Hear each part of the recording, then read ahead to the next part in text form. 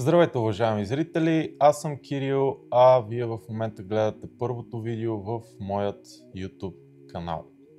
Днес с вас ще си говорим за една много интересна тема и както сте забелязали от заглавието на видеото, тя е защо да започнем да се занимаваме с YouTube през 2025 година, като естествено през темата аз ще мина като ви разкажа защо аз се занимавам с YouTube. А пък вие от своя страна ще може да си направите равносметка дали това нещо би било полезно на вас и на нещата, които правите. Сега, с повечето от вас вече се познаваме. Вие ме познавате от активния политически и обществен живот тук във Враца през последните години. Но за тези от вас, които не ме познават, ще си позволя да направя кратко отклонение от темата, за да се представя. Както споменах, през последните години в свободното си време активно взимам участие в обществения и политически живот тук в родният ми град Враца, като от 2019 година големите протести до сега вие сте ме виждали в различни роли, от кандидат за народен представител няколко пъти в няколко народни събрания, през кандидат за кмет на Враца, до днешния ден, в който вече от една година аз съм избран за общински съветник, Общински съвет Враца от коалиция Продължаваме промяната Демократична България за мандат 2023-2027.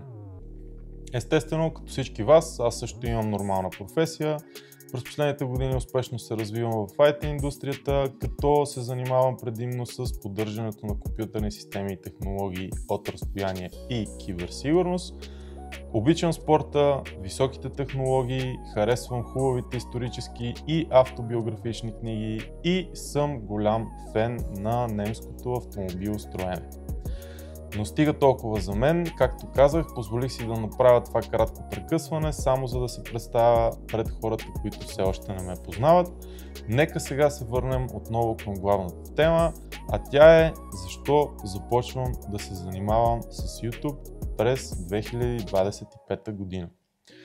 Тук първото нещо, което искам да кажа е, че аз вътре в себе си имам своето личностно разбиране, че когато човек се занимава с политическа или обществена дейност и още повече, когато е избран на изборна длъжност, независимо дали говорим за Общински съвет или Народно събрание, той трябва да бъде възможно най-достъпен, прозрачен и разбираем за хората, които са го избрали, а и не само за хората, които са го избрали, за цялото общество, защото, както знаете, от решенията, които взимаме в тези институции, се пораждат последствия за големи групи от хора. И е хубаво тези хора да бъдат възможно най-информирани. Тук идваме и до първата причина, поради която започвам да се занимавам с YouTube. И тя е да имам по-добра комуникация с вас. Какво имам предвид под по-добра комуникация с вас? Имам предвид, че през последните години с колегите сме опитвали по много начини да си комуникираме и да взимаме вашето мнение за поредица въпроси и неща, които правим в политиката, като преминем естествено през стандартните източници на информация, като национални и местни медии, и стигнем до други социални платформи, които сме използвали до сега, като например Facebook, Instagram или Twitter. Но аз за себе си реших, че може би най-добрият начин за комуникация с вас би бил чрез видеосъдържание в малко по-неформална форма, каквото е съдържанието по принцип в YouTube, защото смятам, че избягвайки от формалността на, да речем, един национален формат, от сорта на политическо предаване или сутрешен блок, ние с вас ще имаме възможност, както се казва, малко по-човешки, по-приятелски да разговаряме по горещите теми, които ни интересуват тук във Враца, а и не само във Враца, на национално ниво, като по този начин ще можем да си говорим малко по-свободно и съответно вие да се чувствате една идея по-добре в този формат, така че да може да изкажете свободно и вашето мнение. Другата причина, поради която избрах YouTube за начин, който искам от сега нататък да използвам, за да си комуникирам с вас, защото е изключително лесен и достъпен. Това е едно много важно условие в днешните напрегнати времена. Знаете, всеки един от нас е изключително ангажиран и рядко може да отдели време за нещо подобно. И смятам, че тази форма, под която ние ще започнем да правим видеосъдържание за вас, би била доста по-лесна и достъпна. Както се казва, това е най-известната платформа в света, която предлага възможност да качваш видеосъдържание.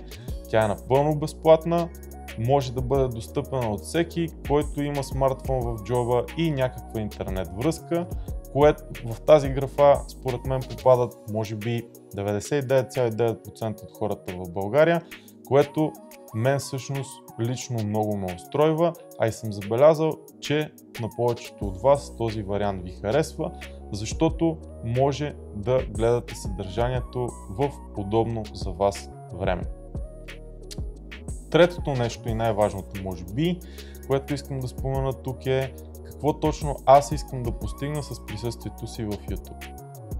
Тук нещата са няколко, но за мен може би най-важното е да ви включа активно в политическия живот тук във Враца, като по-активно имам предвид, че аз винаги съм имал разбирането, че независимо, че съм избран от вас да ви представлявам в местния парламент, вие всъщност имате една много голяма и важна роля в процеса, дори след изборния ден, и то е да бъде чуто вашето мнение по редица важни въпроси и проблеми, които ние имаме тук, защото в крайна сметка моето присъствие в местния парламент може да се осмисли само и единствено, ако решенията, които взимам, са в ваша полза. Смятам, че вие сте направили този избор именно за това, за да бъдете чути, за да бъдете разбрани и за да може също така вашите идеи и проблеми да бъдат разрешени. И този формат, в който от сега нататък ще започнем да си комуникираме с вас, мисля, че е правилния, защото ни позволява да го правим. И така, след всичко казано до тук, уважаеми зрители, без да претендирам за някакъв много висок професионализъм, бих искал да завърша с следното. Много се радвам, че вече заедно с вас си имаме място, в което можем да дискутираме всички онези въпроси, които ни интересуват нас, да размишляваме върху идеите, които искаме да реализираме, както и да разрешаваме проблемите, които са на дневен ред тук в Враца. Вие гледахте първото видео в този YouTube канал, което ще бъде част от едно много дълга поредица, която съм кръстил в служба на Нейно Величество Република България. Много ще се радвам, като изразите мнението отдолу с вашите коментари, както и ако ви е харесало съдържанието, да го лайкнете, като ударите палеца отдолу под това видео и естествено се абонирате за канала, натискайки камбанката, за да можем заедно да счупим YouTube алгоритъма и съдържанието, което правим, да достига до възможно най-много хора. Аз бях Кирил, за мен беше голяма чест, а с вас ще се видим отново в следващото видео. Пожелавам ви един прекрасен и хубав ден!